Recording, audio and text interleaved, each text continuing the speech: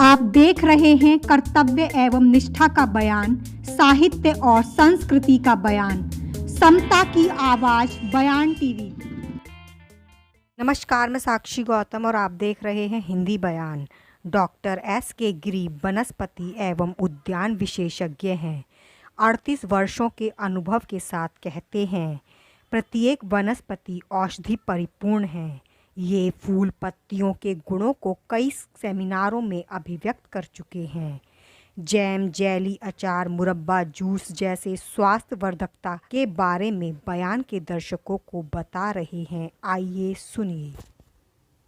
कि मानव जीवन में पत्तियों का, पेड़ पौधों का क्या महत्व है। तो पत्तियां कुछ ऐसी हैं, ऐसे वृक्षों की हैं जो स्वास्थ्य को लाभप्रद करती हैं, जिनमें सर्वप्रथम हम नीम को देखते हैं, हम अमरूद को देखते हैं, हम आम को देखते हैं और कढ़ी पत्ता है, बेल पत्थर है, यहाँ तक कि पपीते की पत्तियाँ हैं, हार श्रृंगार की पत्तियाँ हैं, जिनको हम उबाल करके पी सकते हैं। उबाल करके पीने से तात्पर्य ये है कि गरम गुनगुनी हम सुबह सुबह उठ के उनको उबाल के पीते हैं तो हमारा नर्वस सिस्टम सब एक्टिव हो जाता है। यानी जो हम रात को कुछ खाना खाते हैं वो हमारी नसों में जमता है।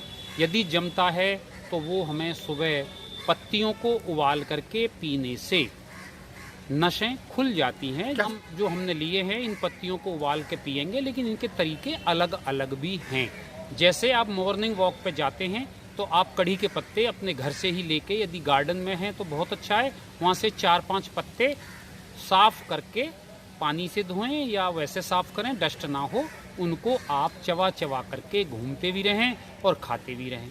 जब वो ख़त्म हो जाए, एक चक्कर आपका लगा तो आपका वो पत्तियाँ कड़ी पत्ते की ख़त्म हो गई। उसी के साथ आपने नीम के जो लाल पत्तियाँ होती हैं उनके अंदर, नीम के अंदर जो पोषक तत्व होता है या एक एलिमेंट होता है जिसके कारण वो कड़वा होता है, वो लाल पत्तियों के अंदर या कोपलों के अंदर या शूट के अंदर अधिक होता है, जो हमारे खून को प्योरीफाई करता है। यदि आपका खून प्योरीफाई है तो नसें भी आपकी साफ रहेंगी, आपका हार्ट अच्छी तरह से काम करेगा।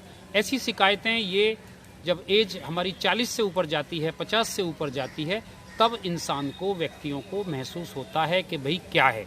कोलेस्ट्रॉल होता है, डॉक्टर के पास जाएंगे, कोलेस्ट्रॉल की दवा दे देंगे, लेकिन धीरे धीरे एक समय आ जाता है कि जी आपको स्टेंट पड़ेगा। स्टेंट पड़ेगा, आपकी एक नस खुली है, दबी है, एक दूसरी भी आधी दबी है, तो अभी एक स्टेंट डाल देते हैं, दूसरी को हम साफ करने के लिए डाल देंगे। तो सभी चिकित्साएं अपने अपने लेवल पर काम करती हैं। तो सब बनी है मनुष्य के लिए, तो मनुष्य के लिए ये वनस्पति औषधीय भी बनी हुई है।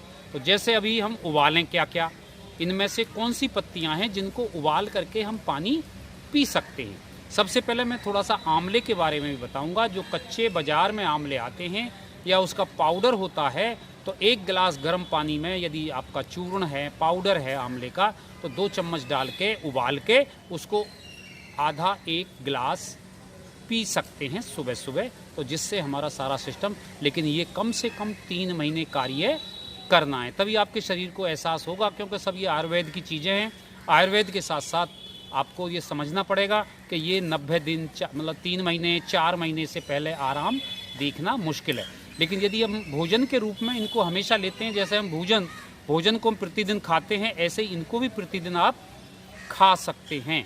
तो इस तरह से आंवले को कर सकते हैं। पपीते के उबाल के सितंबर से लेके अक्टूबर तक ज़रूर आप उबाल के पानी पिएं, जिससे हमारा चिकनगुनिया से पीड़ित होते हैं वो उनको आराम मिलता है। इसी प्रकार से घुटनों में दर्द है तो हम हार श्रृंगार की पत्तियों 4-5-6 पत्तियां लें, उनको उबालें और उबाल के 2 गिलास पानी रखें, और जब 1 गिलास या पौना गिलास रह जाए तो आप उसको सुबह सुबह पिएं।